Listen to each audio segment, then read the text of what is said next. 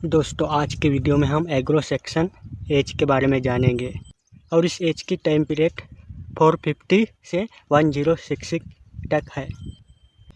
तो इस एज को समझने के लिए हमें पहले इस एज की हिस्टोरी का बैकग्राउंड समझना पड़ेगा।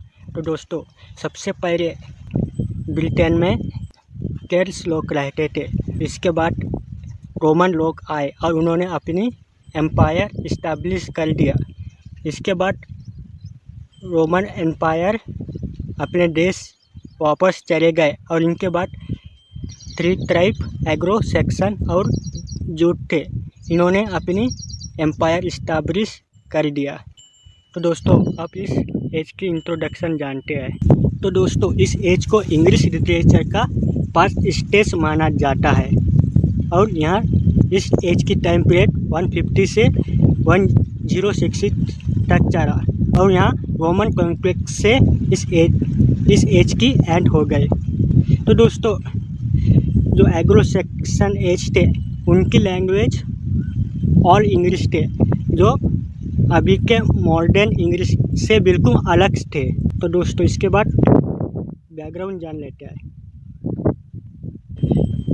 तो दोस्तों एंग्लो सेक्शन यहाँ लोग कहाँ से आए थे, यहाँ ट्राइब कहाँ से आए थे। तो दोस्तों यहाँ ट्राइब डेनमार्क और जर्मनी से आए थे और इनका विश्वास किंग्स वॉरियर्स और बैटर यहाँ पे था। बहुत से स्टोरी इनका किंग्स बैटर वॉरियर्स इनके बारे में होते हैं और उस समय में स्टोरीज लिखे नहीं गए बल्कि उस समय में अपनी बोली भाषा में वहाँ स्टोरी बताते थे और बाद में फिर वहाँ लिखा गए। यानी कि उस समय में लिटरेचर इतने फेमस नहीं हुए थे बल्कि वहाँ अपनी ओलर लैंग्वेज से वहाँ स्टोरी बताते थे।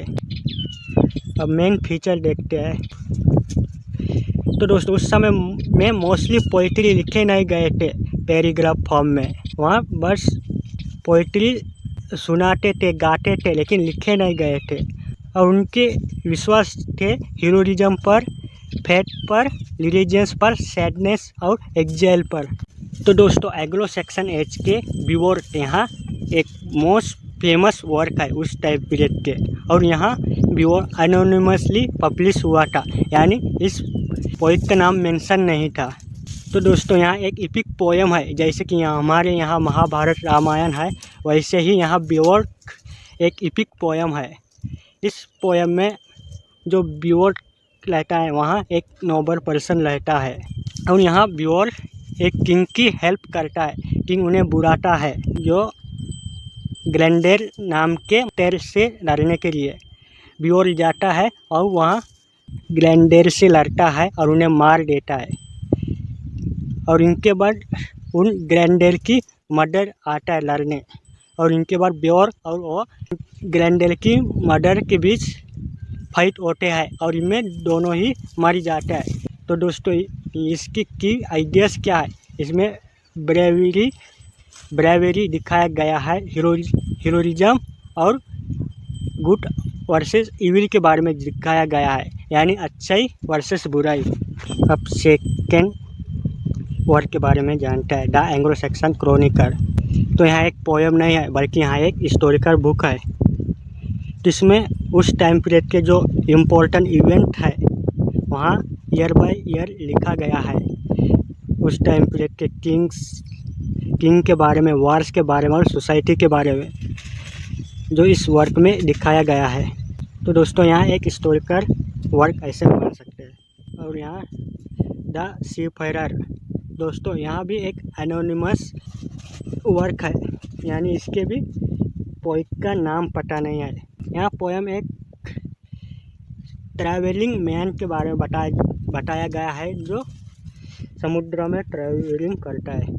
तो दोस्तों यहाँ पोएम एक नाविक की है जो समुद्र में रहता है और वो अपने आप को बहुत अकेला महसूस करता है क्योंकि वहाँ लोगों के बहुत दूर है, क्योंकि उन्होंने अपने हार्ड वर्क चूज़ किया था जो वहाँ समुद्र में हार्ड वर्क करता है। और वहाँ ऐसे इमेजिन करता है कि जो ज़मीन में रहता है लोग वहाँ उनकी लाइफ कितनी खुश है, उन्हें पक्षियों की आवाज़ आते हैं, लेकिन जो समुद्र में रहते हैं, जो नाविक है, उन्हें समुद्र में भी पक्षियों की आवाज़ आते हैं।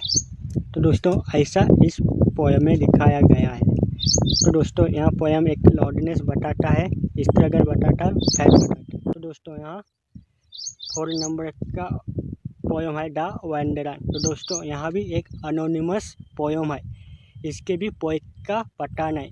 तो यहाँ पोयम एक इंसान के बारे में बताया गया है जो किंग और फ्रेंड को खो देता है, यानी जो उस इंसान की दोस्त होते हैं, किंग्स और फ्रेंड, वहाँ मर जाते हैं। वो अकेले, उसके बाद वो अकेले ट्रैवल करते हैं और दुखी रहते हैं, और जो पास में हुए घटनाओं को याद करते हैं, किंग्स को याद करते हैं, फ्रेंड को याद करते हैं, और बाद में उन्हें समझ में आ जाते हैं, और बाद में वो अपने आप को कंट्रोल कर लेते हैं। तो दोस्तों यहाँ इसमें बताया गया है, लॉस को बताया गया है, इंजॉयर को बताया गया है, और फैट को बताया गया है। तो दोस्तों यहाँ 5th नंबर का work the dream of the road. तो दोस्तों यहाँ भी एक उस टाइम के पोयम है। तो दोस्तों इस पोयम के बारे में मुझे ज़्यादा नहीं पता, लेकिन इसमें बताया गया है, क्रॉस के बारे में बताया गया है जो क्राइस्ट का रहता है। तो दोस्तों इस वर्क में जो क्रॉस रहता है क्रिश्चियन धर्म का, वहाँ बोलते हैं एक हीरो की तरह। तो दोस्तों इसमें रिलीजन्स और हीरोइज्म को बताया गया है। मोस्ट फेमस पोएट के बारे में जान लेते हैं। तो दोस्तों फर्स्ट पोएम है कैडमोन। तो दोस्तों यहाँ और इंग्लिश लिटरेचर के पास इंग्लिश पोएट है, और उनका वर्क है कैडमोन हैम, यानी यहाँ एक